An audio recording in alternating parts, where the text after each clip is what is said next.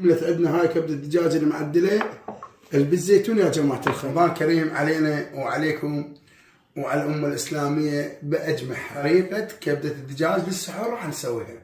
الأكل هم ما تحلى إذا مو بالفخارة. شيء أكيد أول ما نضيف الزيت الزيتون، البصل مقطعين شرايح جوليان، نضيف هاي الكبدة ونضيف الثوم، وأهم شيء الزيتون. يا جماعة الخير جربوها بهاي الطريقة والله كلش راح تعجبكم. الفلفل سبايسي حسب الرغبة، ونضيف البهارات 7 بهارات وفلفل أسود. وعقد طعام دبس فليفلة. نعطيه رشة سماق اختياري بس راح يعطيها طعم كلش طيب. ونمطرها بدبس الرمان. شيء أكيد أهم شيء الملح. نعطينا شوية خلطة معدلة ونطبقها وناخذها على الفرن، والفرن عندنا محمي سابقا.